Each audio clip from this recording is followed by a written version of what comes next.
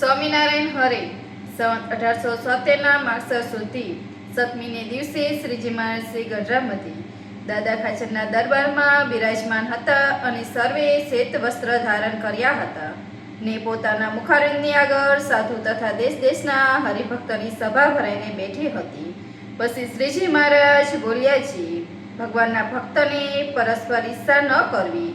ત્યારે આનંદાનંદ સ્વામી બોલ્યાજી, હે મહારાજ, ઈર્ષા તો રહે છે. ત્યારે શ્રીજી મહારાજ બોલ્યાજી, ઈર્ષા કરવી તો નારાજની જેવી કરવી.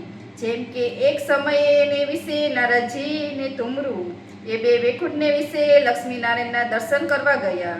તે લક્ષ્મીનારાયણ આગળ તુમરેએ ગાન કર્યું. તેને કરીને લક્ષ્મીજી તથા નારાયણ એ બે પસંદ થઈને તુમરુને પોતાના વસ્ત્ર આભૂષણ આપ્યા. ત્યારે નારદજીએ તુમરુ ઉપર ઈર્ષા આવી છે. હું તુમ્રના જેવી ગાન વિદ્યા શીખું ને ભગવાનને પ્રસન્ન કરું. પછી નારદજી ગાન વિદ્યા શીખવા હવા અને ભગવાન આગળ ગાતા હવા. ત્યારે ભગવાને કહ્યું છે, તમને તમરું જેવું ગાતા નથી આવડતું. પછી વળી શિવ ઉપર તપ કરીને શિવ થકી વર પામીને ગાન વિદ્યા શીખીને ભગવાન આગળ ગાતા હવા. ત્યારે પણ ભગવાને એની ગાન વિદ્યા ઉપર પ્રસન્ન ન થયા. એવી રીતે 7 મંતર સુધી ગાન વિદ્યા શીખ્યા ને ભગવાન આગળ ગાયા તો પણ ભગવાન પ્રસન્ન ન થયા.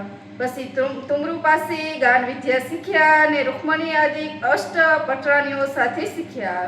પછી શ્રી કૃષ્ણ ભગવાન આગળ દ્વારકામાં ગાતા હવા. ત્યારે શ્રી કૃષ્ણ ભગવાન પ્રસન્ન થયા અને પોતાના વસ્ત્ર અલંકાર નારદજીને આપ્યા. ત્યારે નારદજીએ તુમરી સાથે ઈર્ષા મેળવી.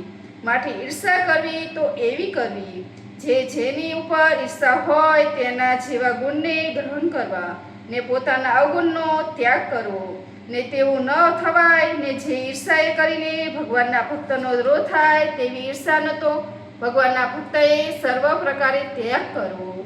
ઇતિ વૈષ્ણવ ગઢડા પ્રથમનું 4થું પૂરું થયું. સહેજાનંદ સ્વામી મહારાજની જય.